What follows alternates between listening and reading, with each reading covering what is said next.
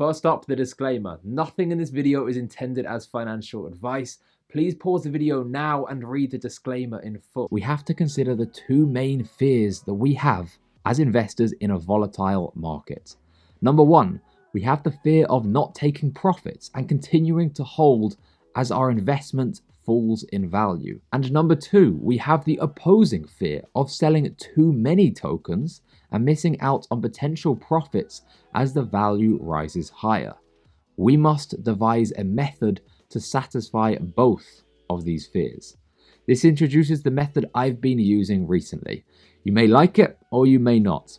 I'll talk you through it. Step 1. Decide your initial buying price.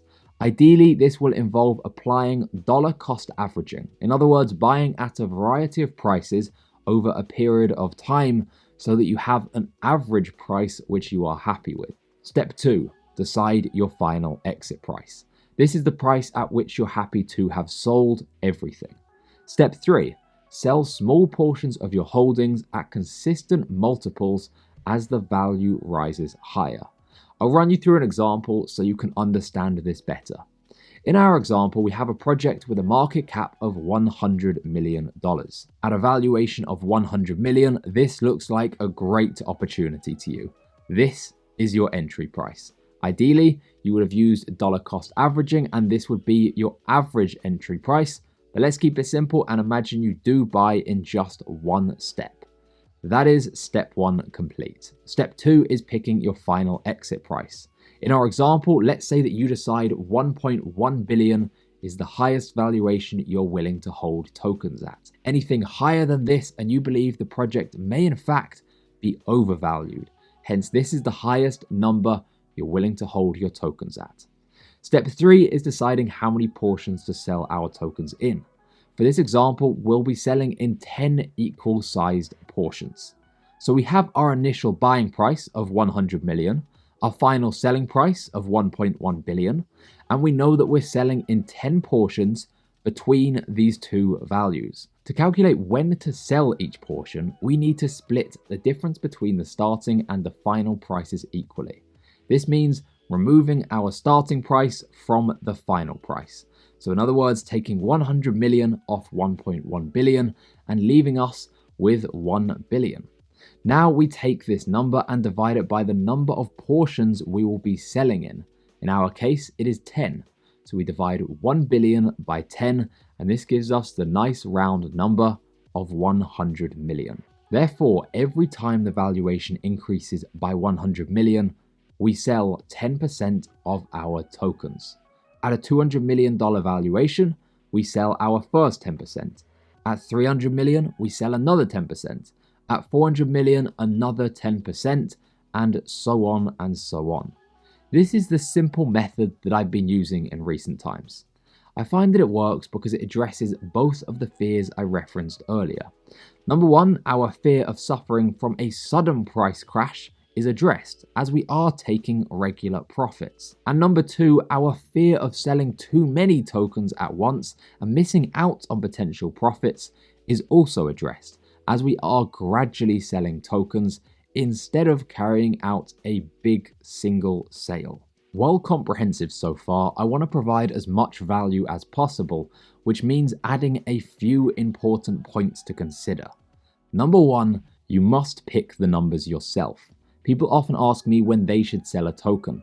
The answer is that only you know this. In some examples, I may choose to sell at a 5x return, while some of you would be unhappy with this. If I could offer some general insight after speaking with many of you about your expectations, I would say that the common theme is people expect too much from a single investment. If you compound a 5x return 3 times in a row, you'll have a staggering 125 times return on your investment. This is a far more likely outcome than achieving 125 times return from a single investment. I also factor in the state of the market. In a bull run, higher returns are obviously possible when compared with a bear market. Therefore, I'm likely to set a higher target price in the bull market and lower in a current bear market. The other number you must choose is the number of portions to sell tokens in. In our example, I used 10 as the number, but you may find that 20 is a better number for you. It could be 5, or it could be any number in between. Number 2, we all know that it is a bad idea to leave tokens on exchanges. And yet I'm describing a strategy which may involve depositing our tokens onto an exchange and setting multiple sell orders. How do we avoid this? To keep it simple, we could manually sell tokens as they rise in value. Alternatively, we could set just the first few sell orders and spread these between several exchanges. While we may expose a small portion of our investment to counterparty risk through leaving them on an exchange, our overall risk is likely less than if we had no plans to take profits at all. Number 3, truly cashing out an investment means selling to a stablecoin or fiat currency. Many people learned the hard way during the bear market that selling tokens for profit and then keeping this profit in Bitcoin, Ethereum, or other coins is still very risky. What's the answer here then? Should we be selling our tokens for Bitcoin, a stablecoin, or even back to fiat currency? I mentioned earlier the clash in approaches between the hodl mentality and taking profits. However, I don't believe that they have to clash. I find that they work well together. I personally apply the short-term profit-taking approach to individual investments and the long-term hodl approach to market timing. What do I mean by this? I've already discussed my short-term profit-taking approach throughout the video, so let's instead address the long-term hodl approach. Contentious as this is, I don't believe that hodl applies well to an individual investment. I've used examples from my past to show this. Instead, I think hodl applies well to the aspect of market timing. In other words, consistently holding and avoiding attempts to time the market. Many pieces of research over a large number of years have pretty definitively proven that investors are generally bad at timing markets. We often choose to invest when prices are high and sell when prices are low. We've all witnessed this with many new investors entering the market when Bitcoin crossed 10K and subsequently entering after the price has retraced back far below this value. If you're watching this video, you don't fit into this category.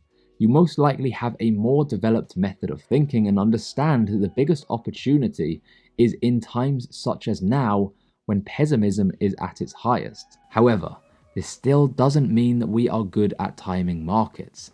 Let's say the bull run begins overnight.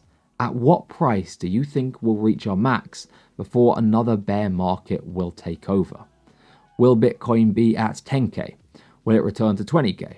Will it be 30K? What about 50K, 100K? Even though we all understand that the best opportunity is now, that is only 50% of timing the market. The other key factor is timing our exit, which many people will get wrong. Therefore, the hodl mentality applies well to the long term to somewhat overcome this issue by always offering us market exposure. As a result, I usually sell my profits back to Bitcoin. Over the past 15 months, this has been an awful strategy. If I had been applying this to the 15 months before December 2017, it would have been an incredible strategy. What about the next 15 months? I honestly don't know. The market may well drop further. All that I know is I believe right now the potential reward outweighs the potential risk, and thus I want market exposure. During this video, I've explained how I combine my short-term and long-term investing approaches to take on an adequate amount of risk and reward. However, you should be aware that this is just my personal approach. While I do believe that my profit-taking method is a good idea to reduce risk, the long-term hodl approach of avoiding stablecoins in the current market won't necessarily apply to all of you. I'm 24. I don't pay rent as I live with my family, and the only significant recurring cost I have is insurance on my car, which I even split with my girlfriend. In other words, I have a high risk tolerance because I've gauged my personal situation and it makes sense for me. Everyone is different and you will have a different situation, which means you need to have a different risk tolerance. Do not copy me without considering your own personal situation.